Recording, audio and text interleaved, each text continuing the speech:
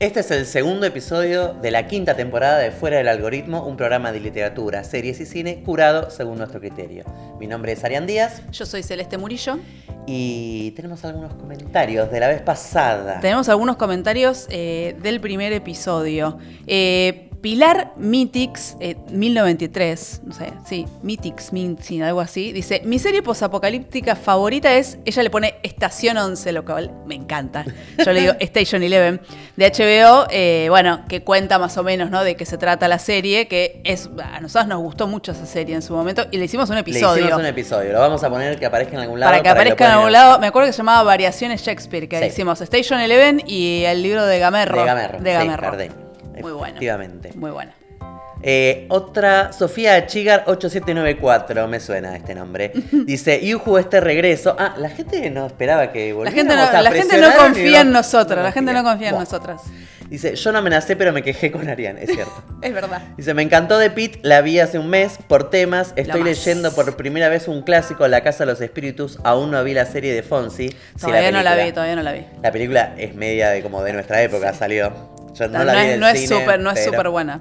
Así que algo de realismo mágico podría ser, ya que preguntan temas. Uh-huh. Siento que alguna dijo alguna vez que no le interesa o quizás es prejuicio en mi mente. No, para nada. Puede haber sido yo. Vos.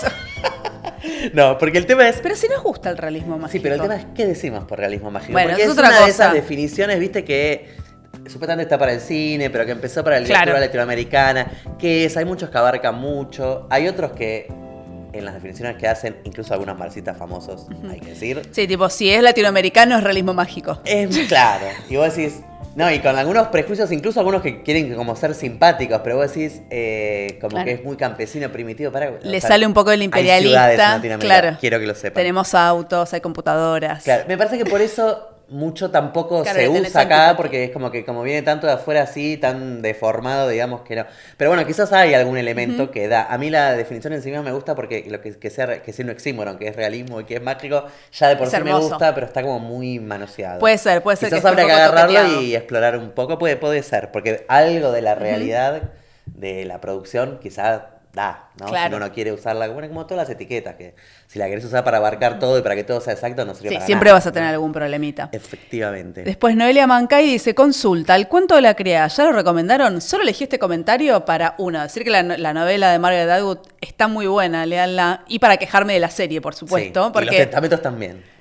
A mí Los Testamentos me gustó la primera temporada. Me parece que está bastante bien. Bueno, yo iba a decir, la primera temporada del cuento de la criada está bien, es la única que está basada en la novela. Después es todo lo mismo, así que no para. Después es como que es tan libre que ya casi te olvidás que había una novela sobre ese tema. Aparte es un loop que siempre vuelve a empezar lo mismo. Decimos, otra vez estamos Mejor acá. olvidarla. Pero a mí Los Testamentos me gustó. Aparte me gustó igual que alguien tenga ganas de hacer algo en el que las mujeres tienen agencia y se pueden organizar en un momento en el que parece que ya eso medio pasó de moda o a nadie le importa. Así que me cayó simpática. Eso está bien, pero eso es el mérito de Margaret Atwood cuando la escribió. Bueno, pero ahí hay gente que le sigue interesando hacer producciones con sus libros. A mí me gustó.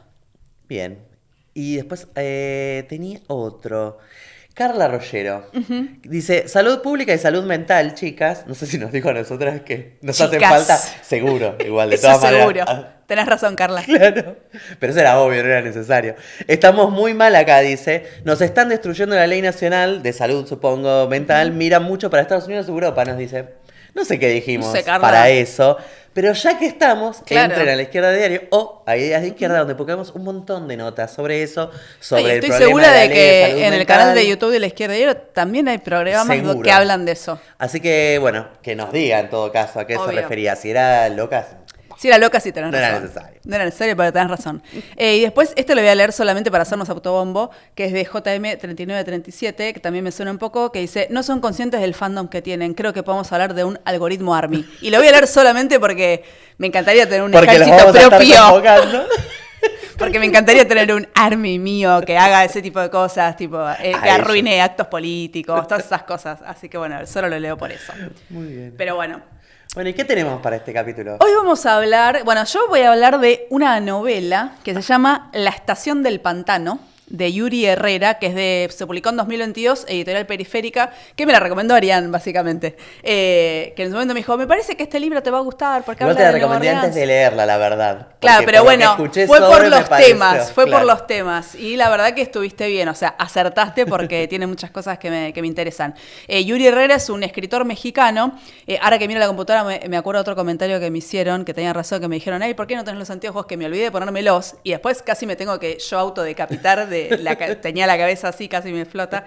Y hoy voy a leer, porque también el episodio pasado, por no leer, me olvidé de decir un montón de cosas, así que bueno, ahora hoy voy a estar más atenta. Pero bueno, Yuri Herrera es un escritor mexicano. Él en realidad estudió ciencia política y se ve que en algún momento le picó el bichito o se aburrió un poco de la ciencia política, no sabemos. Y escucha esto, él estudiaba en la UNAM, ¿no? Él es mexicano.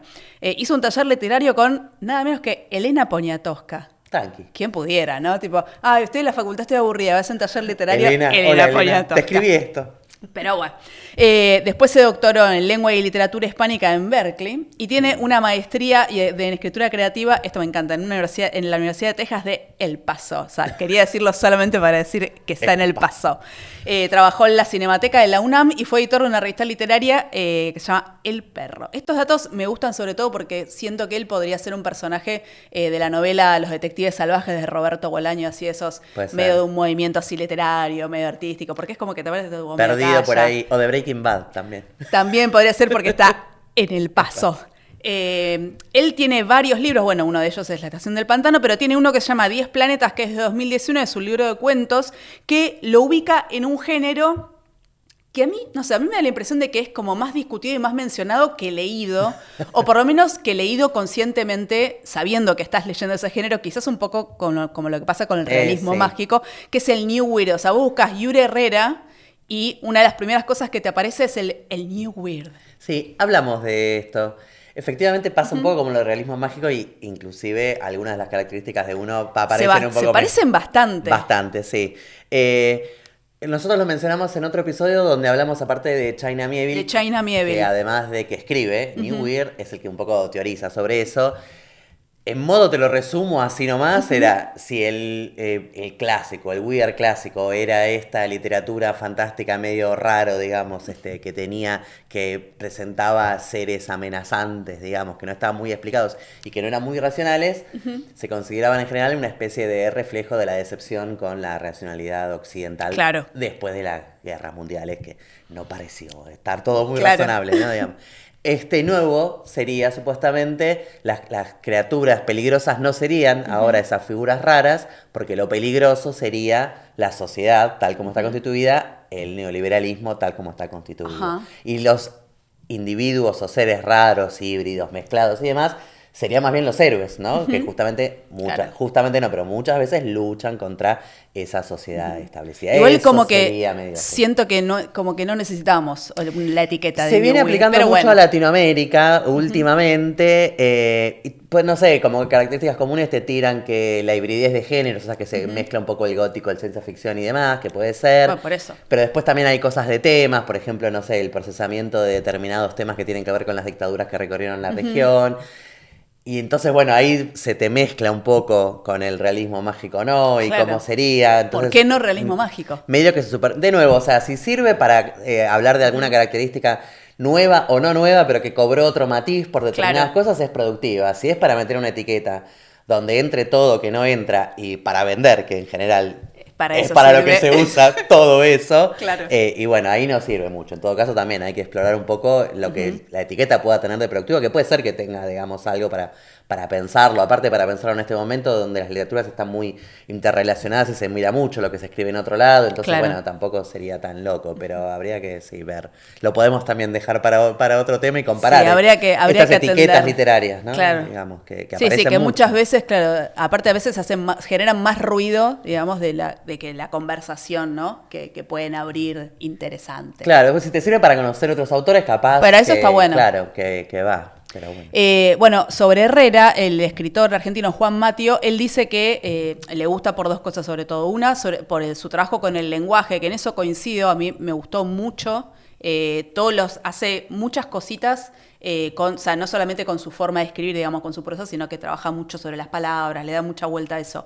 Y que, dice Juan Mateo, su escritura de la frontera es entre lo onírico y lo enrarecido, que me parece que describe bastante bien, es una buena definición de su literatura. Tiene mucho de ficción especulativa, también, ¿no?, con esa mezcla de que no sabes si lo que vos estás leyendo es algo que pasa, si se lo imagina, si lo está inventando, que eso me gusta porque es como que siempre te quedas medio ahí. Es el encanto, claro. Ese es el encanto, o sea, no sé si es New Weird, a mí eso es algo que me gustó mucho. Es propia de los géneros fantásticos en general, claro. Y que es cuando, no sé, por lo menos es lo que los hace más interesantes en general. No, y aparte esa me duda gusta, que te meten, ¿no? Claro, escribe con la misma seriedad algo que vos muchas cosas podés darte cuenta, o a lo mejor porque agarran algo histórico, te podés dar cuenta de que es algo cierto, y con el mismo tono te dicen una cosa que claramente no es cierta. O sea, claro, porque aparte eventualmente vos no la podrías saber porque nadie estaba. Claro, bueno, o la googleás y bueno, no, nada que ver. Que eso yo algunas veces lo hago porque me gustan mucho las versiones y después, bueno, entro a Google y nada que ver. Bueno, de hecho, ahora que decís esto me estoy acordando que la novela empieza con un disclaimer, algo así, sí, que dice, o sea, fuera de la novela, o sea, como un aviso editorial que dice... que toda la información que hay sobre la ciudad, los hechos y no sé qué, están todos corroborados con documentos históricos, pero la historia verdadera de lo que pasó ahí, no. Es decir, la historia verdadera de lo que pasó no está documentado. Entonces vos decís, pero entonces...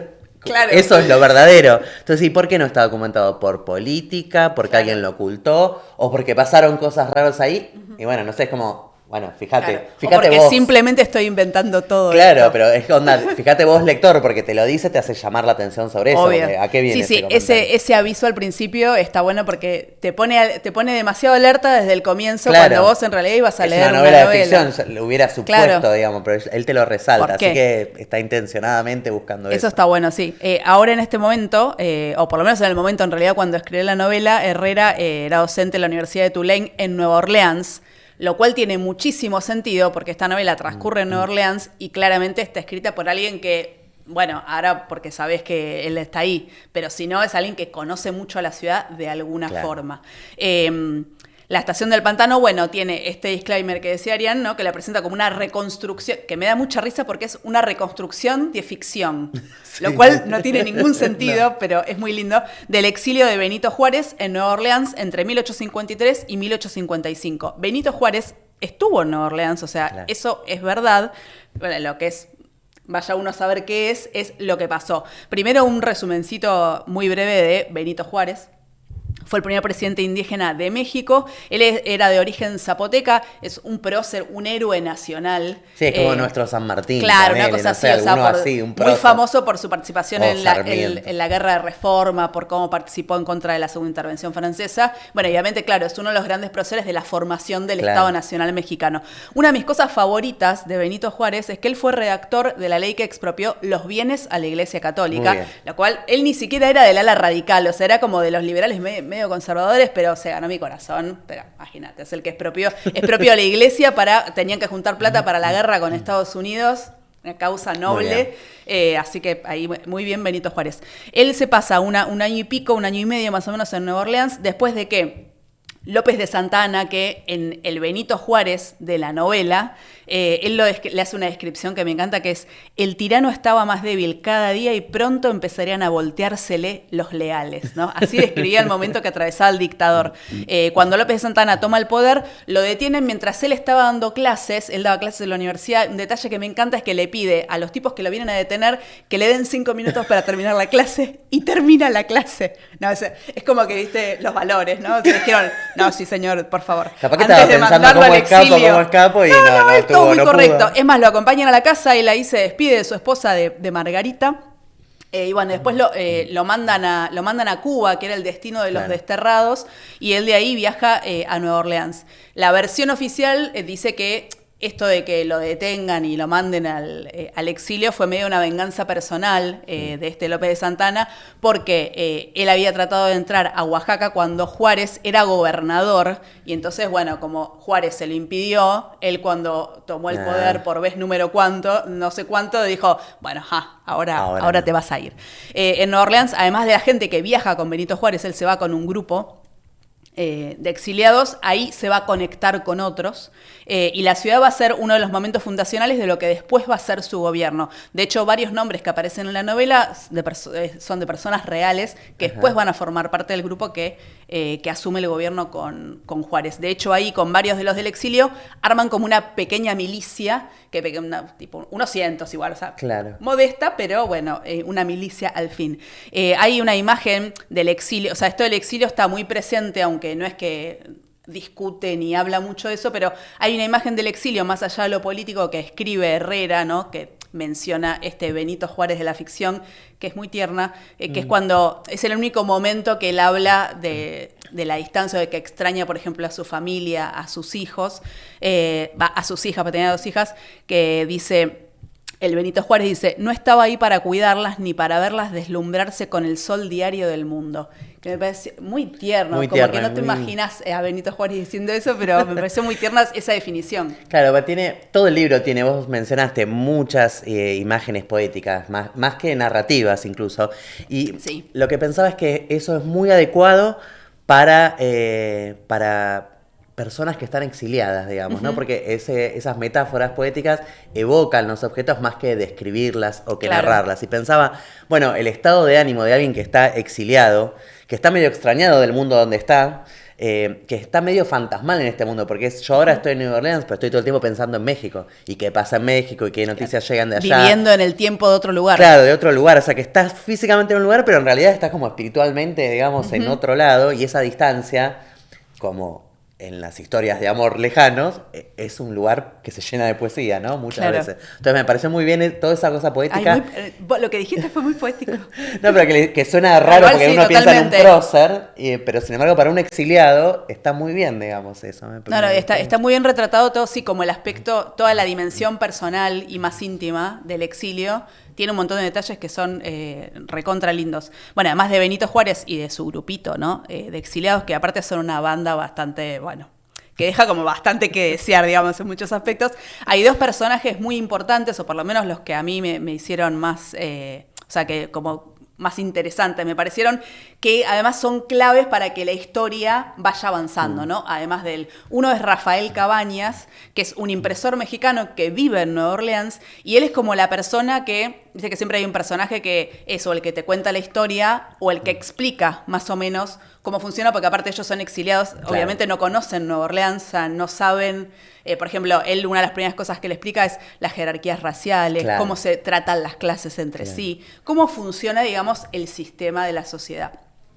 Y el otro personaje es Tisby, que es una mujer que tiene este puestito de café y comida, que ella representa la conexión más con la cultura local, con la vida sobre todo con la vida de los sectores más oprimidos, y también es como la encarnación de las pequeñas resistencias que existen en la ciudad. Por ejemplo, cuando hablan, ella, por ejemplo, le cuenta lo que es el funk, que es esta combinación del olor al sudor y el olor al tabaco. Entonces le dice, mira, este es el olor que odian los amos, que odian los ricos, como que no lo soportan.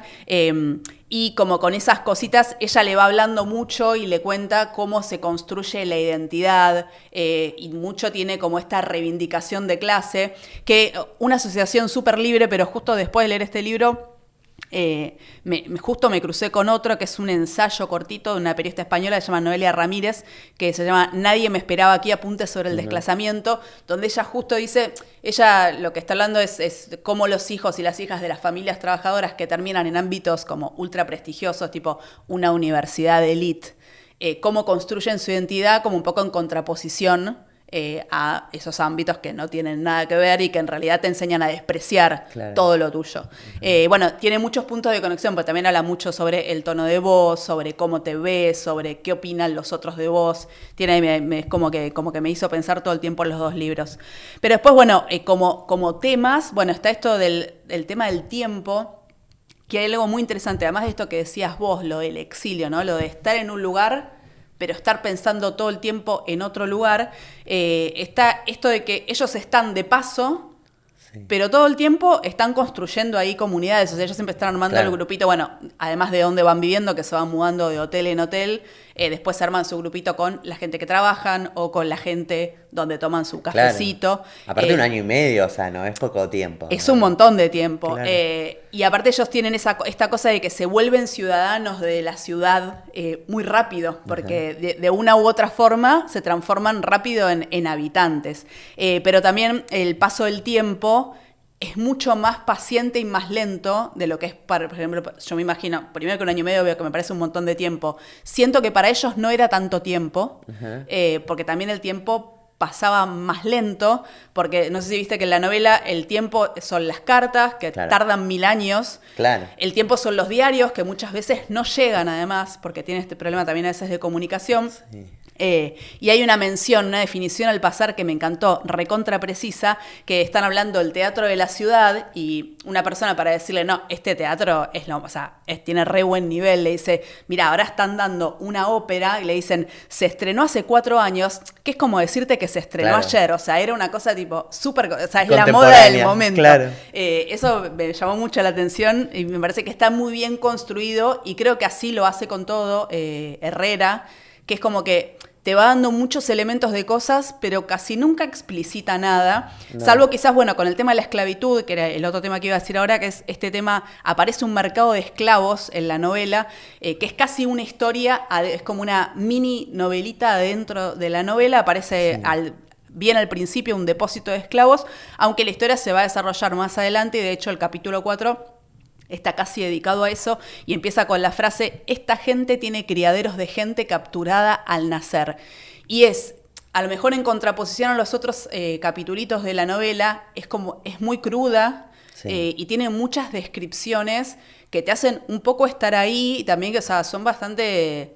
Sí, creo que crudas es la parte... No sé si crudas, porque tiene muchas descripciones que no necesariamente son golpe bajo o son algo morboso, pero sí te hacen estar en un lugar que vos te imaginás.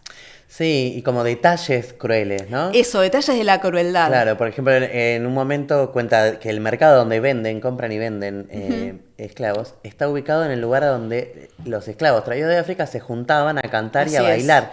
Y entonces en un momento dice, me la anoté porque era dice, los dueños habían decidido que iba a ser ahí. Ahí donde los capturados se reunían para cantar, ahí donde ejercían la memoria y donde eran algo más que manos, ahí decidieron que iban a venderlos como ganado. Claro. Es como decir, es tipo una venganza. Ahí? Claro, era una venganza. Bueno, esto que decís de manos, claro, lo llaman el mercado de manos, como se le decía a los esclavos en las plantaciones, que es como, esa es la reducción máxima de una persona al cuerpo explotado, a la fuerza de trabajo. O sea, son manos, o sea, la gente va a comprar manos.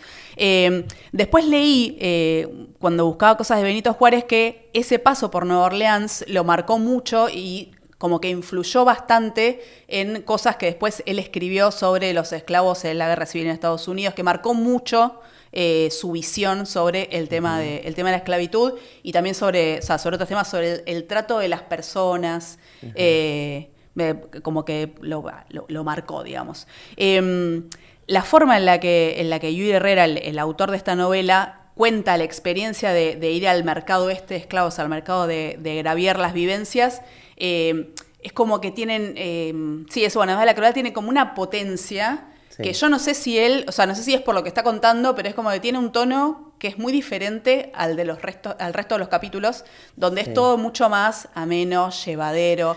Claro. Este es como que... Para mí ahí hay como dos tiempos de lugares, porque y tiene que ver con esto que vos decías antes del tiempo, porque el tiempo de México, digamos, es el tiempo de ellos, que están esperando que pase algo, donde hay como un juego entre la lentitud de eso, de las noticias que llegan tarde, de que hay que esperar la carta y no sé qué, pero ellos están ansiosos por volver. Entonces, sí, por entrar en acción. Hay ahí como la tensión pasa por ese lado, pero después las cosas... En cambio, lo que sería la vida en Estados Unidos, en New Orleans en ese momento, tiene otro tiempo distinto, que es de ahí que es un tiempo acelerado de estos, de enfrentamiento social, de los problemas que hay. Esa verdad, es más dinámico, digamos, claro. Entonces, para mí está como marcado, pero conviven a su vez, ¿no? Y los personajes conviven en los dos y hay un poco como mostrar que es difícil, digamos, que es eso. Pero me pareció a mí que era como verdad, un tiempo de México. Esa mezcla de tiempos, es verdad. Y esta historia de la esclavitud, lo que me gusta es que tiene como una revancha personal en la novela, que es la liberación de... Disculpen si les spoileo la historia, pero bueno, es la liberación de Miguel Miguel, que es el hijo de Tisby, que había sido robado... Bueno, que además acá te muestra también todas las capas históricas de Estados Unidos, ¿no? Porque Miguel Miguel es robado de un lugar donde él nació libre... Claro. Y lo venden como esclavo en Nueva Orleans, donde la esclavitud estaba, tipo, era lo más normal del mundo, o sea, vendías y comprabas personas. Eso también, o sea, tiene muchos detalles así, que algunos vos los buscás, claro, y eran, y son tal cual, funcionaba así. Después, bueno, el tema, obviamente, de la ciudad, tiene una frase que es, la ciudad se transforma en un animal vivo, que lo dice medio al principio, y eso está presente todo el tiempo en la novela, pero es casi literal. ¿Y qué animal siendo New Orleans? Sí, ¿no? Claro, que tiene 1000 cosas, un montón de capas. Tiene una frase, cuando ellos también llegan a la ciudad y empiezan a hablar con la gente que la habita, que dice, desde Francia empezaron a mandar todo lo que no querían. Eso fue hace mucho, pero a algunas se nos quedó la costumbre de no avergonzarnos de ser eso. Desechos. Entonces dice, ahí es donde se fermenta lo nuevo, ¿no? Que eso también está conectado con muchas cosas que pasan en Nueva Orleans que tienen que ver, bueno, con la lengua, esto del creol, que Rafael Cabañas, este imprentero mexicano, o sea, todo el tiempo le trata de explicarle la identidad, bueno, lo de la mezcla de los teatros, lo que decías antes, ¿no? Lo de los lugares, de cómo son cosas muy distintas en diferentes momentos. Bueno, la presencia de la ópera, la música clásica y a la vez la música que suena en los barcitos, en los cafés. Y con toda la herencia africana, ¿no? Claro, digamos. Que es completamente diferente. Antes de volver a México, ellos dicen que se proponen, me gusta mucho, porque en un momento cuando deciden volver, ellos en lugar de decir, bueno, pasemos un último día en la ciudad, dicen, no, sintamos por última vez esta ciudad, lo cual me parece también una gran definición, porque no es solamente estar o mirar o escuchar, sino que es sentir, que es vivir la ciudad, y ahí te conecta con esto de la ciudad animal vivo. La ciudad, nosotros ya hablamos de otra ciudad y sus fantástica, digamos, y sus historias de fantasmas, que fue de San Petersburgo. Y una de las características de San Petersburgo es que está hecha sobre un pántano, y es lo mismo que pasa con New Orleans. De hecho, es verdad. Hay un tema, ¿no? Con los mosquitos, con las enfermedades tropicales y todo, porque está hecho en un pantano. De hecho, la ciudad realmente depende de diques que hay que contienen un poco el agua, porque tiene un lado el río Mississippi y del otro lado tiene un lago gigante que se llama Pontchartrain, que es un lago enorme, que son los que suelen desbordarse, y depende de los muros de la ciudad. De las represas de la ciudad. Cuando Herrera escribe y cuando nosotros leemos, a mí me parece que es medio inevitable pensar en el Katrina del 2005, efectivamente. Obvio.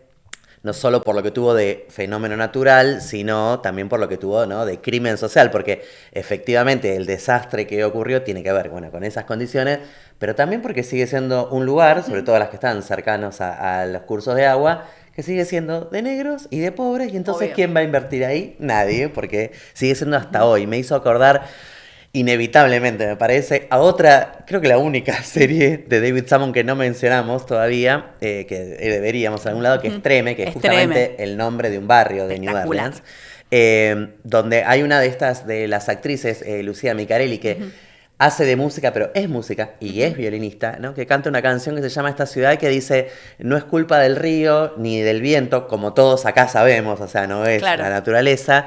Dice, lo que pasa es que nada contiene a este Pontchartrain, que es este lago, más que una plegaria y el fantasma de una promesa, ¿no? Entonces, la plegaria es de la gente que vive ahí, las promesas son las promesas incumplidas, del fantasma de las promesas incumplidas del gobierno. Así que fantasmas, en todos los sentidos que quieran, están dando vueltas y son parte de la tradición de esa ciudad, y acá Herrera aprovecha, ¿no? Sí, apela mucho a eso. También pensando en esto de la ópera en el mismo lugar del mercado, y ahora cuando decías esto de Katrina también me recordó, sobre todo lo del mercado de los esclavos y este tema de las etnias y las clases, en Katrina al Superdome, donde terminaron gran parte de las familias refugiadas que mayoritariamente eran negras, porque la mayoría de las personas que no pudieron escapar de la ciudad eran negras, porque eran las que estaban alejadas y sobre todo porque no tenían auto para irse. Entonces, bueno, quedaron en la ciudad y quedaron un poco presas de este Superdome, que además terminó siendo un lugar, hablando de fantasmas, donde pasaron cosas brutales. Y todavía hay cosas que ni se saben. La otra vez me fijé, todavía hay investigaciones que están abiertas sobre lo que pasó en los días de la inundación, que es una locura, pues fue hace 20 años. Sí, bueno, en la serie hay, de hecho, un tipo de investigación así que dura, digamos, durante toda la serie, hasta que se sabe qué qué pasó con una persona y no es que ni es terrible ni nada, es esto, es en el quilombo burocrático las cosas brutales y burocráticas a la vez, digamos. Eso se lo recomendamos especialmente, vean Tremé, porque está. Y si les gusta, aparte de la música de jazz, es espectacular porque hay de todas las formas posibles de jazz. Y son casi todos los que actúan son músicos, de verdad, o sea, tocan ellos realmente. Así que hermosa. Y hablando de la música, bueno, esto de la música y su conexión con la ciudad y el baile, obviamente la música está súper presente con esto de los registros diferentes, que está, la ópera, que ahí en la novela hablan de Verdi, hablan de Donizetti, en los bares también suenan fragmentos de ópera, hablan de Mozart, de Rossini, cuando preguntan qué está sonando eso.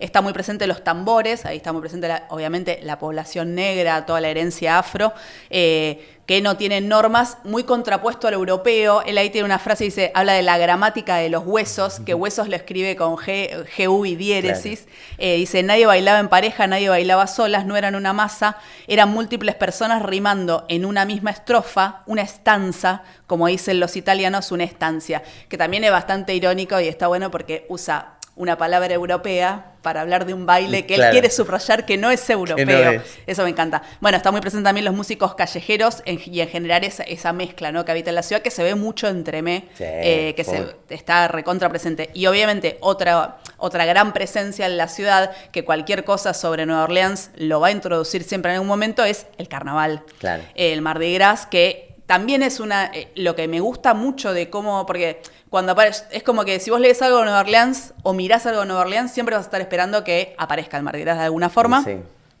Pero acá me gusta que lo presentan como otra forma de conocerla, o sea, otra forma de entrar a la ciudad que es completamente diferente a la que habían conocido ellos antes cuando llegan. Y acá aparece, o sea, con todo esto de la ciudad como animal vivo, ahí está recontra conectado, porque él dice en un momento que la ciudad como que se saca la modorra de todos los días y es como que está existiendo, ¿no?, de otra forma, ¿no? Claro. Con la música, con el baile. La tradición del carnaval desde Europa hasta acá supuestamente es como suspender un poco días, las normas, la normalidad. Claro, y que haya otra legalidad durante esos días, digamos. Claro. O sea, es la tradición del carnaval europeo que estudió Bakhtin hasta acá, que llega a todas partes, en realidad. Bueno, en Argentina con los carnavales te pasa también algo parecido. Sí, los de acá son los menos así, porque en Uruguay es más parecido a esto. No, hecho, igual, ojo, el de Buenos Aires no tanto, pero por ejemplo el carnaval del norte sí es recontra, sí, el carnaval de Jujuy, que tiene eso muy de los excesos, no sé cómo decir, de salir de la vida normal y entregarte a la fiesta. Y el de Uruguay, lo que estaba pensando es que el de Uruguay de acá tiene una parte, ven que tiene distintos tablados, distintos tipos, digamos, de cosas, de muestras, pero hay una que se llama La Llamada, que es el día que termina, que justamente es el recorrido que hacen tocando tambores por todos los barrios de población negra cercanas al agua y al puerto, porque era donde ni bien llegaban, se quedaban ahí. Y es un recorrido, se llama La Llamada, y van tocando música africana en tambores. Es la misma, es una tradición parecida a la que se ve en algo de los Mardi Gras. Claro. Él ahí, Juárez en la novela dice que en el carnaval él tiene la oportunidad de conocer a la gente común, que dice la canaille, le dicen en la novela. No, y esto del animal vivo, esto también, solamente por hablar de cosas que me gustan, me hizo acordar mucho, en realidad cuando leí esa escena y hablaba de la ciudad como animal vivo, me hizo acordar mucho a la escena de carnaval en Pernambuco, en la película El Agente Secreto, la película de Clever Mendoza Filho, cuando, ¿cómo se llama? Cuando Warner Moura se mete, o sea, está saliendo de una oficina, está saliendo del cine, creo, de ver al suegro, tiene una reunión importante y sale y justo está llegando el carnaval, que es un montón de gente, o sea, es como una masa de personas que se mueven todas juntas, y él, para atravesarlo, tiene que ponerse a bailar, y es como parte de ese animal todo el tiempo. No, y también me hizo pensar en esto de cómo el carnaval, que también en Mardi Gras en la novela también está presente todo el carnaval, de cómo muchas veces es utilizada también, por ejemplo, por las autoridades para justificar arbitrariedades, incluso asesinatos de parte de la policía en el medio del carnaval, porque después total están los muertos del carnaval siempre. Pero del otro lado también, porque hay algunos de los hechos que suceden que tiene que ver con eso. Ellos aprovechan. Ellos también aprovechan. Bueno, ahí, eso lo primero que pensé es en El Agente Secreto, que además, bueno, el carnaval, además de todas esas cosas, tiene esas cosas bizarras de, bueno, lo de la pierna, bueno, y lo que aparece adentro del tiburón, bueno, es muy buena. Eso también mírela. No tiene nada que ver con esto, pero mírela porque es genial. Después, bueno, está el tema, todo lo que es, además de las clases y las etnias, la lengua. Bueno, él también con la puntuación en la novela hace algo como que es medio raro. También hay veces, porque tampoco es que está cumpliendo una regla, porque viste que hay novelas que a veces es como que su brillito es tipo escribir raro. Esta novela no es así, porque es como que a veces él te reemplaza la I latina en lugar de la Y, pero no lo hace toda la novela. O sea, lo hace en algunos lugares. Hace jueguitos. Tiene frases muy lindas, tipo, hay una que a mí me encanta que es muchos robles robleando despreocupadamente para describir un paisaje, que me parece mucho más lindo que me digas, había un lugar lleno de robles que se movían con el viento. Él te lo soluciona con unos robles robleando. Sí, usa mucho eso del gerundio. Sí. Que tiene un efecto, porque es como alguien haciendo algo. Claro, te da esa imagen también de vivo todo el tiempo. O sea, la novela como que si la pasabas por un corrector de texto te pondría todo eso como un montón de errores. Si le pedís que te lo corrija, te lo arruina, digamos, claro. Sí. Obvio. Bueno, también está toda esta mezcla, ¿no?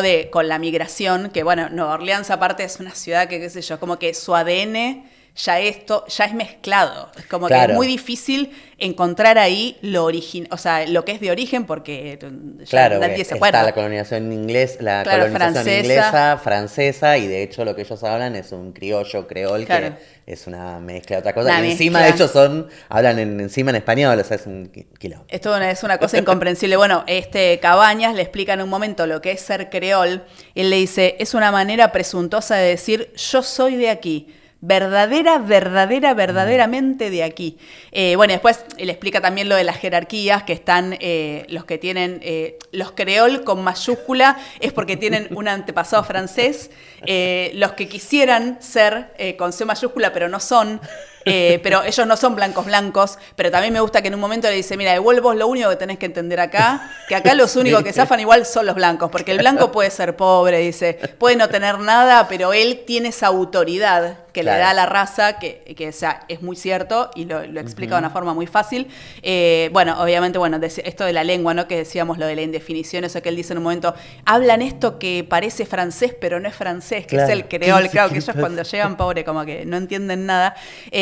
Y la voz de Benito Juárez mismo también tiene esa mezcla. Él en un momento menciona la lengua de sus orígenes. Él es de origen zapoteco, que es clave porque, él después va a ser el primer presidente de un pueblo originario mexicano, cuando dice que él se dio cuenta que cuando él está hablando con Tisby en un momento, con esta mujer que él conoce, en lugar de decirle la una, le dice la yelja, que es el equivalente justamente en Dizda, que es la lengua zapoteca, a esa palabra, ¿no? Es como que se le escapa en ese momento que ellos tienen como de charla súper íntima, y él después dice, no me di cuenta que se lo dije en Dizda, dice. Claro, porque hay como un espejo, ¿no? O sea, en esos problemas raciales y demás que en esa sociedad piensan de alguna manera los propios, ¿no? Hay una parte en la que medio que se reconoce como hermanos de la población negra de Nueva Orleans, porque hay un momento que cuenta que ve una escena de los de placa, o sea, de policías maltratando a un negro, y ellos dicen, yo no entendía el lenguaje, pero entendí lo que estaba pasando. Claro, entendí el odio, el lenguaje del odio sí lo entendí. O sea, ahí hay una cosa de que tienen algo en común, porque en México no existe ese odio hacia la población negra, porque no se da este fenómeno de la esclavitud, pero hay otros problemas. Obvio, muy parecidos, con los que te puedes sentir identificado muy fácil. Su origen zapoteca, obvio, ¿no? Digamos.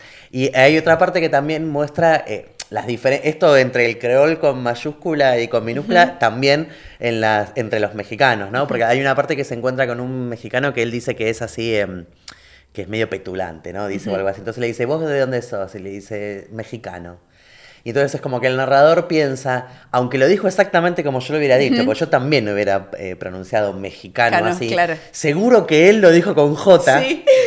En lugar de decirlo con X. ¿Y eso por qué? Porque con J lo usan en España, o sea, en los colonizadores, en propio México, y de hecho en toda Latinoamérica, nosotros lo usamos con X. Claro, que no suena para los españoles así, pero lo usamos así porque viene de la tradición, o sea, reconocemos lo que es parte de esa tradición. Claro, el que lo escribe con J no. Entonces dice, seguro, dice que está escrito, aunque suene igual, o sea, es imposible porque estaban hablando. Claro, porque no es que decimos mexicano. Claro, dice, pero seguro que lo escribe con J. Dice, claro. Ya le cae mal. No, y una cosa que tiene muy linda la novela es que no sé cómo hace Herrera, pero vos lees sin fricción todo el tiempo, aunque en el medio te hace cualquier cosa. Porque te hace esto de cambiarte la I por la I, de ponerte palabras raras. Bueno, yo lo único, quizás busqué Yelja, pero porque me interesó. Si no, podés seguir leyendo y no hay ningún problema. Y conectado con esto de la lengua, también está el tema muy presente, que es algo que me gusta cuando aparece a cada tanto, que es el tema de las cartas, que hoy está un poco olvidado, pero también a la vez está súper romantizado, porque bueno, como es una cosa que hoy nos queda un poco más lejos, y está en las cartas está muy presente el lenguaje revolucionario, o sea, de la causa nacional por la que ellos están peleando, de la lucha de ideas, y las cartas aparecen como también como un arma de defensa. Esto de las cartas para defenderse de una acusación, y me da mucha risa en un momento cuando dice, bueno, no, es que tenemos que empezar, tenemos que accionar, dice, tenemos que hacer algo. Bueno, ¿qué hacemos? Escribamos cartas, dice. Pero es como una recontradecisión la que toman. Y después, en otro momento, cuando están con menos paciencia también, ellos dicen, bueno, está bien, o sea, pero medio que no, o sea, solo estamos mandando cartas, no estamos haciendo nada. Claro. Y antes cuando, si en un momento las palabras eran muy poderosas e importantes, en otros momentos ellos también dicen, bueno, también la razón no viene nomás en libros, también viene en la pólvora. Como diciendo, bueno. Claro, porque está esto hay que activar. De ese tiempo así, de una impaciencia también que hay. En esta parte, el aspecto, digamos, político, aparece mucho esto de las lenguas, de las cartas y de los papeles vivos, que ellos contraponen a los papeles muertos, ¿no? Y esos papeles muertos son, volviendo al disclaimer del principio, los papeles oficiales, los diarios, los papeles... Claro. En un momento está hablando de un documento oficial y me lo anoté porque me encantó y dice... Los documentos oficiales son lápidas de grosor milimétrico cinceladas en una lengua que nadie habla y en una gramática altanera, como este que dice con J. Los papeles muertos están para funerariar la vida, para crear la ilusión de que pueden ser contenida y archivada. Los papeles muertos abundan en puntos finales. Los papeles vivos, en cambio, vienen calientitos, sangrando tinta, alardeando historias, insinuando desenlaces, dejándose querer, suspensiando las cuitas del día anterior, anticipando las del día siguiente. Hermoso. ¿No? O sea, es como esa explicación de lo que mencionaba al principio. Los papeles muertos son los que dicen los documentos oficiales de qué hizo Benito Juárez esos 18 meses.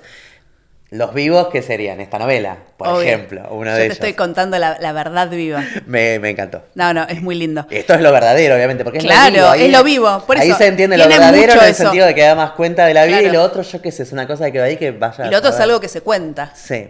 No, sí, es muy lindo. Bueno, y también hablando de cosas de esto del lenguaje, cuando van a un lugar que existe de verdad, que se llama Barataria, alguien pregunta, ¿por qué le habrán puesto así? Y uno dice, ¿bautizaron una parte del pantano como la península que Sancho fue a gobernar en el Quijote? Y entonces ahí empiezan medio a delirar, charlando entre ellos, y uno pregunta si Jean Lafitte, que es el pirata que realmente, o sea, construyó el reino de Barataria en los pantanos cerca de Nueva Orleans, dice, no, y habrá leído el Quijote, qué sé yo, y finalmente se resuelve y dice, no le pusieron así por el Quijote, le pusieron así porque ahí vendían cosas baratas, que en realidad era lo más sencillo para pensar, pero ellos la recontra complicaron. Se llamaba Barater, de algún modo cambió a Barataria. En esta parte viven muchos que vinieron de las Canarias, dicen, a lo mejor es por eso, que también tiene este constante de las capas migratorias, ¿no? Una sobre otra. Que se van acumulando, claro. Me encantó, pues, o sea, o algún pirata leyó el Quijote, piensa, o sea, ellos empiezan por la opción más delirante. O bueno, al final, porque era barato, claro. Pero igual me gustó porque siempre igual te queda esa indefinición, o sea, nada queda muy resuelto, siempre está todo medio ahí. Que también podría ser, porque hay una colonización española, obvio. Entonces perfectamente podría ser. A mí me sonaba re lógico. Claro. Me sonaba re contra O capaz que fue al revés. Capaz que Cervantes leyó algo de cosas. Claro. Pero bueno, yo pensaba decirte que, obviamente, con todo esto, mi algoritmo, obviamente que me daría, pero bueno, porque mi algoritmo también ya está sesgado, ¿no? Me haría pensar en Coven, que es Coven es aquelarre en inglés. Que de paso nos hacemos una autopublicidad porque también hicimos un episodio sobre Coven, que bueno, está ambientado en Nueva Orleans, que es como una entrega de American Horror Story de Ryan Murphy, que es sobre brujas, sobre un aquelarre en Nueva Orleans, solo que es como estar en ese momento durante el gobierno de Obama. Gana Obama, de hecho, las elecciones cuando empieza. Bueno, pasan cosas rarísimas, qué sé yo, pero está muy buena, tiene otra temporada, eso que se llama Apocalipsis, también está muy buena también sobre las brujas. Para mí son las mejores 2 entregas de la serie. Sí, me parece que son de mis favoritas lejos. Bueno, ahí están muchas las brujas. A mí, claramente, mi algoritmo me llevaría ahí y a ninguna otra parte, pero bueno, no sé dónde te llevó a vos. Yo pensé en Desterrados, en amistades, en México, en gente que sabe varios idiomas también. Y sobre todo esto de darle vuelta a las palabras, y por ese lado se me vino a la cabeza la trompetilla acústica de Leonora Carrington, que lo voy a mostrar porque tiene una imagen de Que aparte ella. Arián, como tiene el libro en papel, yo Claro. como lo leí en ebook no lo tengo. No, porque aparte Leonora Carrington, si le están pensando que le suena de otro lado, sí, efectivamente, es la pintora surrealista que también escribía, ¿no? Y bueno, tiene la tapa, está obviamente un cuadro. Ilustrado por ella, obviamente. Sí, porque si no. Su vida, aparte, fue una especie de novela, una novela bastante Sí, dramática. rara, Hay rara. que decir, aunque también parece en algunos casos bastante divertida. Ella nació en Inglaterra, era de una familia bien, de hecho creció entre mansiones y castillos, o sea, literalmente en un castillo antiguo, y en estos internados de señoritas, así, muy de clase alta, digamos, inglesa. O sea, que estaba más bien para hacerse una especie de gótica o algo así, pero... Claro, podría haberlo hecho. pero Pero se no. fue a París para estudiar pintura en los años 30. Típico, enloquecido. Siglo XX, conoció a Max Ernst. Y además de tener con un amorío, digamos, con él, a través de él conoció a todo el surrealismo parisino, digamos, en esos años. Así Y que dijo, yo me quedo aquí. se fue por otro lado. Sí. Bueno, en realidad no, porque dijimos años 30. Mucho no se pudo quedar porque son los años de la Francia ocupada también Claro. por los nazis. Así que ella participa de algunos movimientos de resistencia, lo detienen a Max Ernst, y que le mandan a un campo, de hecho. Así que ella se tiene que ir a España. En España también le pasa de todo, tiene otros sucesos traumáticos y demás, y tiene ahí un brote. Efectivamente, y el padre, que era recopado, la interna en un psiquiátrico, ¿no? Qué Porque raro. no había motivo para tener un bote en todas esas circunstancias. No, para entonces, nada. no, psiquiátrico. Era re Bueno. tranquilo todo. Tiene de hecho un libro que se llama Memorias de Abajo, que cuenta la internación, que brutal como era en esos momentos, sobre todo si eras mujer. Y eso que esta era una mujer con recursos, Claro, ¿no? con Olvídate. plata. Claro. Bueno, pensando en eso, bueno, de hecho se podría hacer un género literario que sea Sí. mujeres encerradas en psiquiátricos, porque son mujeres, básicamente. Bueno, también pensando en mujeres de alta sociedad. No sé si, creo sí, hablamos de esta película, del baile de las locas, Sí. de Victoria Mas, que está ambientada en el hospital de la Pitié-Salpêtrière a finales de 1800. Lo mencionamos cuando hablamos del libro Los últimos días de Julio Verne. Claro, de Sergio Holguín, De efectivamente. Sergio Holguín, que es la historia justamente de una mujer que es como que ella se hace pasar por loca porque quiere ir a ver, porque la habían internado a la cuñada. Entonces, bueno, de alguna forma trata de llegar, y el baile de las locas igual era una cosa que existía de verdad, que era una cosa tremenda, donde los ricachones iban a hacerse los buenos un día, y el día del baile de las locas, bueno, sucedían un montón de abusos. Era terrible. No, y otra cosa que me acordé con esto de... que decís con lo de las memorias de abajo, hay un librito que se llama, en realidad no, es un artículo que después se publicó como ensayo, que es 10 días en el manicomio, es un librito de Nelly Bly, que fue una periodista que es medio como la pionera del periodismo de investigación, Claro. pero también, como es mujer, y aparte escribió a fines de 1800, medio que... bueno. Nah. Pero su libro tuvo un montón de, o sea, es como que provocó muchos cambios. Claro, porque ella se hizo internar Ella se hizo internar. para después contar cómo era. Claro. Casi no la cuenta. Casi no la cuenta, porque ella lo primero que le dio miedo es qué fácil que es que te internen en un psiquiátrico. Sí, sí, porque ella claro. simplemente hizo un par de cositas y rápidamente dijeron, no, vos Claro. internada. Pero bueno, después de que ella publicó ese artículo, hubo un montón de inversiones y se reformaron varias cosas, Claro. que los psiquiátricos siguen siendo lugares terribles. O sea, ella tuvo como una influencia súper grande en Ajá. eso. Hay una película también hecha sobre la historia, que no es mira. gran cosa, No pero la conozco. está en película, Mira. sí. Bueno, Leonora, tratando de escapar de esa Europa, ¿no? Finalmente encuentra refugio ¿en dónde? En México. En México. Como tantos otros. Porque Gran era- destino de exiliados. Y porque era una política del gobierno mexicano en ese momento de aceptar los que venían como perseguidos políticos. León Trotsky. Entre ellos, también Benjamín Peret, que fue las dos cosas, ¿no? También. Surrealista y trotskista, por ejemplo, entre otros. Y entre otras relaciones y maridos y demás que tuvo ahí, Carrington se hace amigo de otra pintora exiliada que está ahí, que es Remedios Varo. Si no conocen la obra de Leonora Carrington ni de Remedios Varo en pintura, no sé qué estuvieron haciendo con su tiempo libre hasta No ahora. se las pierdan. A su vez, me da un Son poco de muy envidia, porque pueden ir a alucinantes. buscarla ahora y Claro, sorprenderse. y flashear. Uno ya lo vi, claro, siempre tiene bueno eso, ¿no? La primera vez, pero bueno. Acá en el Malva hay un cuadro y una escultura de Carrington, porque bueno, que están Igual exhibidos. medio amarrete, Constantine. Podría haber comprado alguna más. Uno es medio nuevito, digamos, pero es uno grande, importante, y la escultura también. Y aparte está en una sala donde hay otras que están muy buenas de Remedios Varo, como corresponde efectivamente. Así que bueno, pueden ir a ver eso. En México hay museo especializado, hay murales Claro. públicos, hay cosas en plazas, ¿no? O sea, pueden ver un poco mundo de Además, Leonora piensen Carrington. cuando las vean, piensen en la época Ni hablar. en la que están pintando. La autora escribió varias cosas, además. Tiene estudios sobre la cultura maya, sobre la invención del mole. No sé si alguna vez comieron mole mexicano, pero tiene memorias. Tiene cuentos también donde hay magia y muchas situaciones extrañas, pero esta es, La trompetilla acústica, es una novela, efectivamente. Y como corresponde, es un delirio, ¿no? Es un delirio completo. Cortázar en una parte creo que le preguntaron en una lista así de cosas que le gustaban y la nombró, dijo que le pareció una maravilla y dijo que es una narrativa surrealista sin la prepotencia acostumbrada de los surrealistas. Se ve que no le caían muy bien los Yo creo, no, a él sí le caían pero es verdad esto, yo creo que quiso decir sin el olor a huevo de las cosas de los surrealistas. Que no se pasaron, claro. Pero él lo dijo pero así. Él fue más elegante. Y porque viste que estuvo en la diplomacia y todo, tenía como recursos.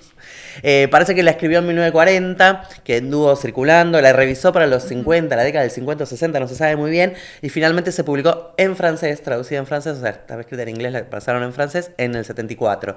Y unos años después, recién en castellano. Esta edición es una edición medio como que se publicó hace poquito en México, celebratoria por un aniversario, ¿no?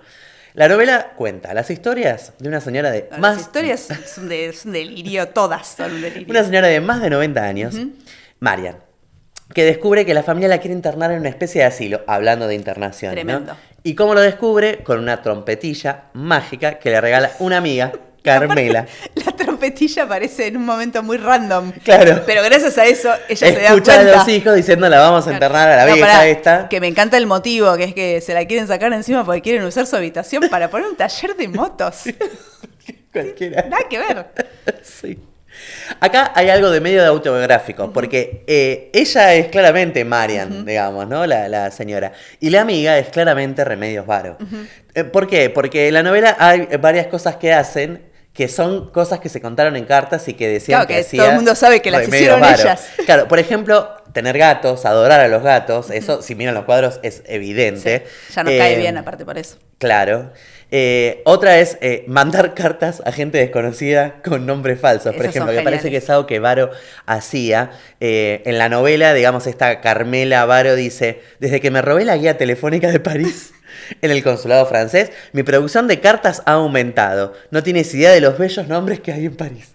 Aparte, igual me parece una idea muy hermosa. Parece que Varo lo hacía, efectivamente. Cartas. Se reducía a la parte de psiquiatras y psicólogos, aparentemente. Pero efectivamente lo hacía. Están publicadas las cartas de Varo.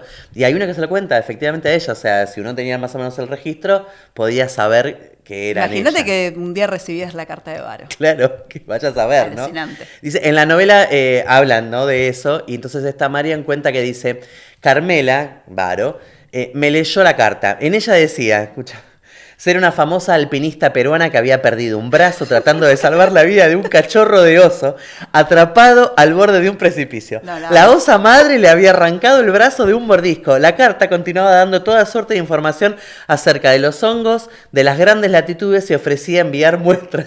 Dice, realmente pensé, dice, Carmela da por sentada muchas cosas. Claramente.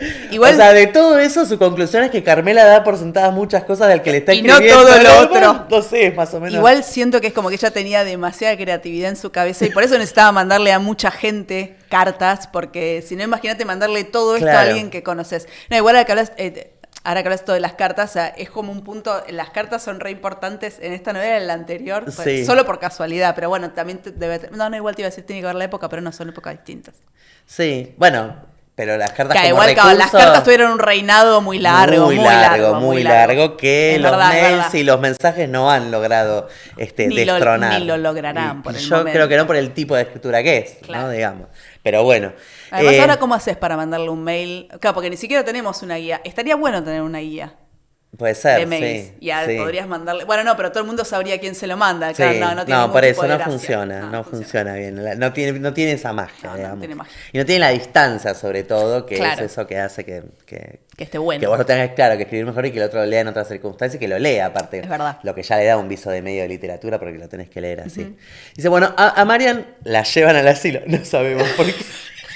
No nos queda claro por qué.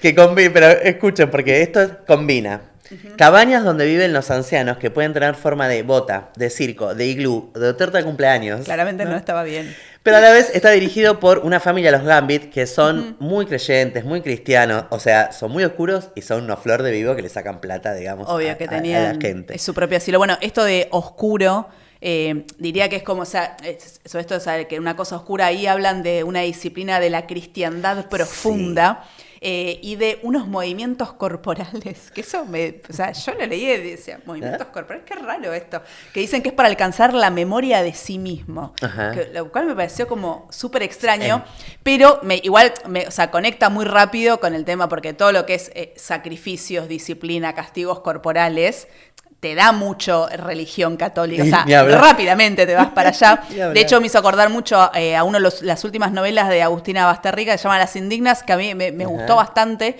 que es justamente sobre un convento posapocalíptico donde llega una chica. Y son un convento como, sí, de monjas, digamos, de las hermanas, no me acuerdo de qué, pero claro, la disciplina de las indignas está toda basada justamente en castigos corporales, que por eso tampoco es que hay que inventar mucho, no sé. El Opus Dei tiene esto, ¿no? Lo del además de lo del minuto heroico, que es esto que te levantás, que siempre lo digo, te levantás y no podés ponerle al despertador 5 minutos más, porque eso es no querer a Dios, claro. Tenés que tirarte al piso y tipo darle un beso, una cosa así. Y bueno, después ellos tienen lo del silicio, que es eso que se ponen para sufrir y así como purificarte un poco, no sé. Bueno, estos hacían los movimientos de la memoria. El BDSM cristiano, que algunos aparte son muy parecidos. Bueno, pero hasta acá estamos en la parte realista. Esta es la parte normal. Esta es la parte realista. Ya sé que hay trompetillas mágicas que nombramos estas cosas y estas casas con forma de torta de cumpleaños, pero lo que viene hace que todo esto parezca súper normal, digamos, más o menos, porque entre otras las asiladas hay una que se llama Cristabel que cuenta la historia de Rosalinda, una monja en búsqueda del Santo Grial para que vuelva la gran madre. ¿no? Digamos. Así que la cosa se pone un poco medio como el Rey Arturo en versión femenina mezclada con mitos naturalistas, medio New Age, algo así.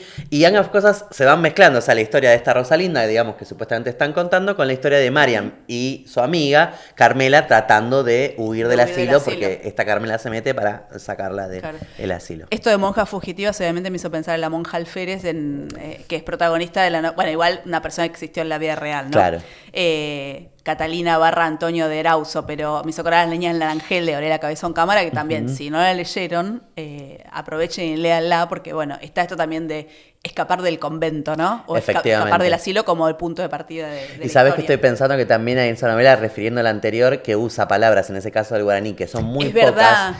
Y que sin embargo vos, sin saber lo que son y sin irlas a buscar, entendés lo que dice, aunque las pones. Es verdad. Así que también va por ese lado. Bueno, acá hay dos minas que se juntan. ¿Qué puede haber entonces? Una aquelarre, efectivamente. Y acá lo hay. Y lo hay explícitamente. No acá no es un prejuicio, no es figurativo. Es medio autobiográfico. Esto también porque Carrington y Varo habían estado incursionando en la historia de la brujería, de la religión Wicca incluso y demás. Que era algo muy común en el surrealismo. ¿Por qué? Porque ellos pensaban que eran todas incursiones en estas cuestiones esotéricas y en los mitos antiguos y demás, como formas de considerar otras formas de explorar lo que estaba más allá de la superficie racional, positivista y ordenada de esos años. Entonces era muy común que estuvieran con cosas esotéricas, no tanto por cada una de ellas en particular, sino por cómo se expresaba ahí toda una forma de pensamiento y demás, que bueno, no iba con la visión positivista de la época. Claro, de la época. Entonces era muy común entre el surrealismo eso, le dieran más o menos bola, ¿no? Digamos, para muchos era más los sueños, el psicoanálisis, el inconsciente y demás, o las cosas mezcladas. Acá se fueron por este lado, pero es común, digamos, en ese no es que piraron para ese lado. Pero bueno, eso está presente también, por supuesto. Un buen escape igual, También van a estar, por supuesto, la parte psicoanalítica, la parte de los sueños, o sea, todo eso está claramente también presente. Por eso Varo le escribía psicoanalistas y psicoanálisis y demás.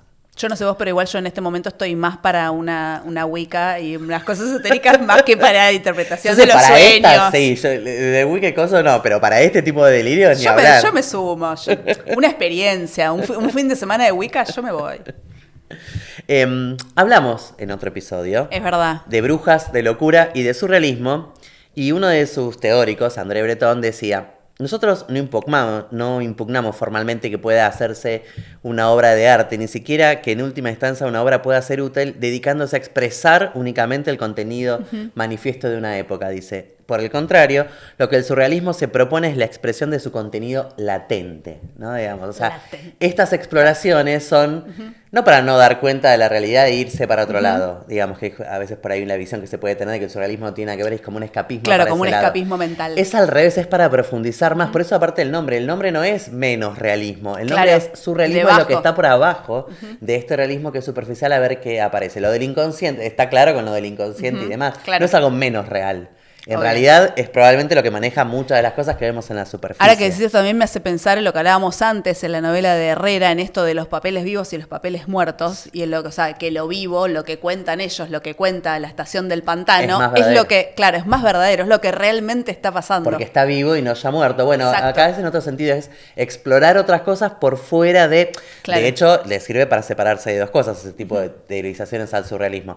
Por un lado, digamos, de ese positivismo reinante, y por otro lado, del realismo socialista, efectivamente, que les parecía eso, superficial y naturalista, porque en la tradición del realismo no necesariamente es naturalista en el sentido de narrar y describir lo que está nada más. Tiene otra tradición que es justamente de buscar otras causas en otros lados, cómo funciona, con otros métodos, pero también de tratar de llegar a la lógica que hay atrás de eso. Esta es otra, digamos, porque de esa ya no funciona, entonces es otra forma de llegar a lo que está por debajo de lo que vemos superficialmente en esta sociedad. Y en la sociedad en la que estamos pensando, imagínense, estamos hablando de los años 30, guerras mundiales, nazismo, revolución, bueno, había que buscar alguna explicación, digamos. Claro, había que indagar de alguna manera. No es tan loco, ¿no? Por eso también el nombre que muchas veces se interpreta para otro lado, pero bueno, les dejo la inquietud. La novela es medio un Alicia en el País de las Maravillas se encuentra con Ryan Murphy, ¿no? Claro. Efectivamente, tiene algo de eso. Hay juegos de palabras, hay estos escenarios que parecen de juguete, que parecen salidos de la imaginación de un niño, efectivamente, que son como alegres y pristinos y demás, pero no lo son, ¿no? Hay sueños que se vuelven pesadillas, hay pesadillas que rápidamente en una charla, una peripecia mínima se convierten, digamos, en una cosa oscura y hablan de algún aspecto. Y así, digamos, todo el tiempo te va como sorprendiendo. Claro, habría que mandarle ya un mail a Ryan Murphy para que la haga. Porque además creo que porque viste que él seguro ya está produciendo muchas, pero para cuando la pueda producir, aparte quizás Sarah Paulson, que es su actriz fetiche. Es verdad. Ya a lo mejor se acerca a la edad de la protagonista. Así que bueno, le dejamos la inquietud.